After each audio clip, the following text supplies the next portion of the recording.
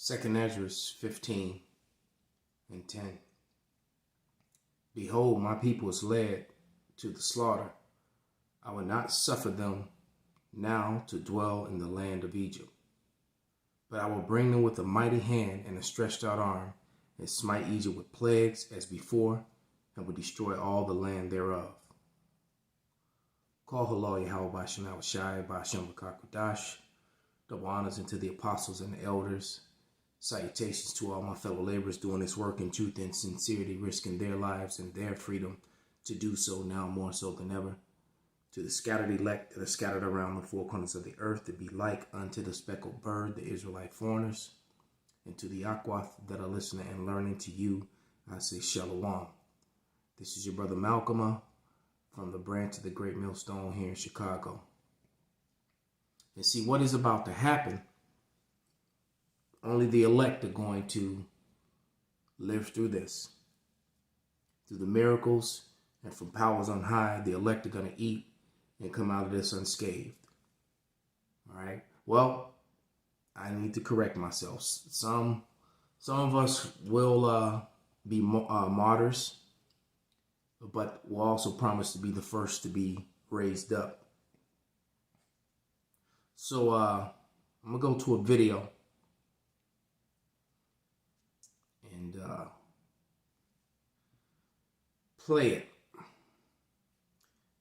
A couple of videos, actually. One, my beloved brother, the Bashapat, the head of the Gary camp, just texted me something that I have to play. That it was actually the video he sent me that made me decide to go ahead and do this. I was planning on doing it anyway, but he kind of prompted me to get moving. So yes, this is the video, and I want to Salaki, all these damn commercials. Let's get to the proper mark right about here. And this is Terrence Pop live from the lair. All right. Overall, which will take us down a dark road in the future, if not immediately. Let's see. My predictions. Here we go. All right. Now, the word on the street is there are organizations on the move to do bad stuff shortly before and after the election. Just watched a video on CBS, one of the CBS stations. I forget which one it is, CBS N something.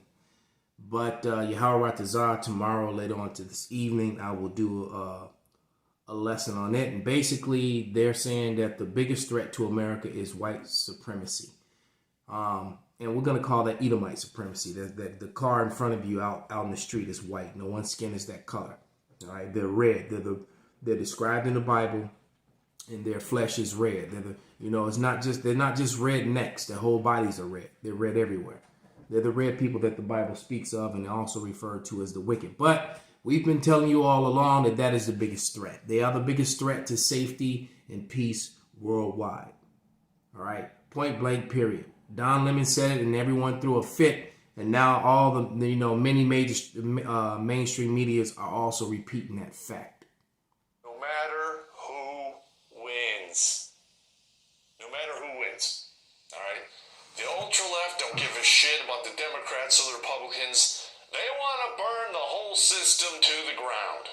What does that entail? Well, basically 100% unemployment, reshuffling of all of the assets, zeroing out our currency, and starving a bunch of people, no medicine for anyone, basically Venezuela, which is a horrible thing. Let's grab a quick scripture. That scripture is because we're gonna go back to that 2 Ezra and finish it, but let's go to Sirach 10 and 8. Because through these wicked policies, they overthrow and take people down. I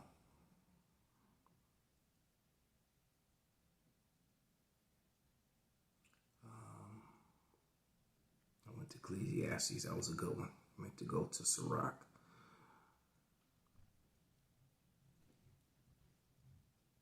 and it reads, because of unrighteous dealings and injuries and riches got by deceit, the kingdom is translated from one people to another. And the citizens are ready to attack and fight the government. Billionaires have become trillionaires in the shortest period of time that has ever been seen. All what you've seen, it was a transfer of wealth from the middle class and the working poor to the millionaires and billionaires. Millionaires became billionaires, billionaires became trillionaires. That's what just happened. And the people are pissed and they're ready to fight as a result of it. All right? What that entails, burning it all down to the ground. Okay, and the right will have to play catch up to try to undo all that if they are successful, which I hope they are not. I hope it doesn't come to pass, but from what I've been able to see, craziness probably is going to ensue. I am predicting massive amounts of voter fraud to be detected. Some of it will be stopped, some of it won't, and there will be massive lawsuits in regards to this. Like I said before, there will be riots, no matter what. There'll be a lot of blocking traffic, and the blue states are going to have it worse, to include general violence, attack on federal installations, courthouses, and what have you. Now, in my opinion, they should probably go after family court because they have basically a large amount of responsibility for the craziness that has taken place in our civilization over the past 40 years. He just said the most truest and realest statement. Family court. The fraud that is Title 4D, which is erroneously called child support. The destruction of the American family, which was aimed at the Israelites first. But it's destroyed the very fiber of family and structure. And look at the music and the result of the youth and the decline of the family as a result of it. Not to mention it's illegal was never enacted into positive law. So basically, they've been doing these things under the color of law, which is illegal. All right, you can look that up for yourself. Title 4D was never enacted into positive law. Therefore, it is not law at all. But yet it is enforced, and it has destroyed men, it has destroyed women, it has destroyed children, it has destroyed families. And that's how you knew Antifa and Black Lives Matters were controlled by Esau, Edom, because they didn't attack any of the banking systems. They didn't attack any of as a matter of fact, every place, I'm trying to remember the names of them, every family and health place where you go to collect child support should have been burned down and destroyed if they were for real. But they weren't. They didn't attack any of those places. They were all still standing in every neighborhood while they were looting the stores next door to it and taking all the clothes out. But yet they left one of their number one oppressors standing. But BLM and the left is blind to that. Go figure. All right, I'm expecting assassination attempts. These will take place on Republicans in office, police, judges, and perhaps they'll go after the big kahuna and the second in command himself. So, you better be on your toes. It's going to get crazy. It's going to get lively up in here. All right, there will be attacks on the wealthy. All right, Antifa, BLM, the left, they have no love for the wealthy, to include billionaires. No matter how much money they have donated to BLM, they have not removed the bullseye. Well, he failed to mention the Boogaloo Boys and all the white supremacy groups in that portion, but let's go back to the scriptures. Because, it's getting ready to be a free-for-all in America. This is back in 2nd Ezra, the 15th chapter.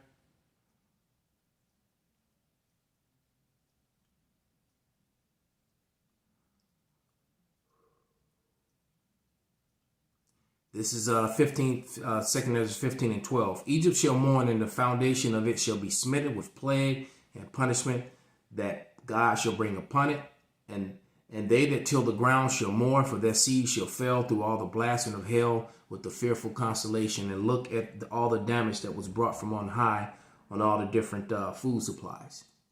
All right, you had all the farmlands in the Midwest that were drowned underwater and destroyed last year's, and plus all the storage that was in the storage houses and the silos. And then you had the fires that destroyed most of the crops that were coming out of California this year. So you're going to have some serious food shortages come into the upcoming winter months, going into this dark winter. All right. Verse 13. Salakia. Verse 14. Woe to the world and them that dwell therein, for the sword and their destruction draweth nigh, and one people shall stand up against another, and swords in their hands, for there shall be seditions among men, and invading one another. They shall not regard their kings nor princes, and in the course of their action they shall stand in their power. For a man shall go into a city and not be able, because of the pride of the cities shall be troubled, and the houses shall be destroyed, and men shall be afraid, and a man shall have no pity on his neighbor, but shall destroy their houses with the sword and spoil their goods, because of the lack of bread and for the great tribulation. So yeah, you're going to have a lot of home invasions and, like he said, attacks on the wealthy. Let's go back to another video that I just received from the beloved Elder Demashapot. Transport. And We live in a complex. Peggy 18.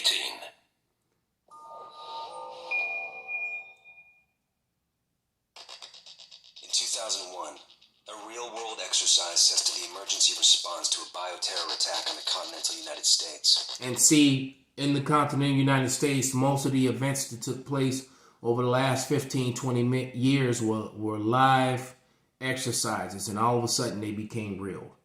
A lot of these mass shootings and things were exercises. As a matter of fact, even 9/11 itself was an exercise that went live. Keep that in mind. The operation was called Dark Winter. Within just a few days, the simulation spiraled out of control. The operation predicted a rapid breakdown in essential... But let us not forget there was an exercise right before COVID in 2019. I think it was in November or December, or I think it was done in November, if I'm not mistaken. But there was a live exercise of a disease that turned into a pandemic and how they would deal with it. A month or two later, COVID hit. All right, so it was a live exercise. Remember that. Institutions, civil disorder, and massive civilian casualties. Dark Winter has revealed how vulnerable we've become. Our lifestyle, our security, our safety depends on a delicate and unstable economy. We've created a system so complicated that we no longer understand how to control it. Oil, power, shipping, transport. We live in a complex world. And the more complex it gets, the more fragile it becomes. The system is built on a global supply chain that gets things where they're needed, just in time. We've created a house of cards. Remove just one, and everything falls apart. And what's fueling the system? Money. Americans can spend $90 billion in a single day of shopping. Last year, 200 million people swarmed their local stores on November 23rd. We call that day Black Friday. Did you know that a flu virus can survive on the surface of a banknote for up to 17 days? So did you hear that? So these video games reveal, and the movies reveal their plans. A lot of people ignore those games, but those games have lots of information in them, so that I have found. All right? So they're going to go digital. They're going to destroy the economy, and they're going to say that money is the main culprit, and as an excuse to go digital, as they destroy the economies, which is going to make everything go ape shit. And that's where we're headed. Let's get another quick group of scriptures here. This is Second Ezra is the 16th chapter. Started at verse 70. Let's see. All right. 70, yeah. Second Ezra 16 and 70. For there shall be in every place and in the next cities a great insurrection upon those that fear the Lord. They shall be like madmen, sparing none, but still spoiling and destroying those that fear the Lord. So it's a lot of, they're about to put their hands on the elect, which means the Lord is going to lift up that standard. All right. They're about to fill their belly by getting their system going. And the Lord said, as soon as they achieve this enterprise and as soon as it takes off, that's when the Lord is going to intervene. So this thing is close, very, very close. For they shall waste and take away their goods and cast them out of their houses. Then shall it be known who are my chosen, and they shall be tried as gold in fire. And how do you try gold? You burn it. It has to go through fire, through great heat. So the very elect are going to get tested to the very limit, which is why we have to pray. That's what the Lord's Prayer is. That our temptation, not to take, that chip. Take that RFID chip. All right, because that's going to be one of the things, the tools that they're going to use to try to appease the people. To tell the people everything is going to be okay if you do this. And the truth of the matter is, it's not. Kol haloi how bashim avashai bashim v'karpadash wa abababal shalom.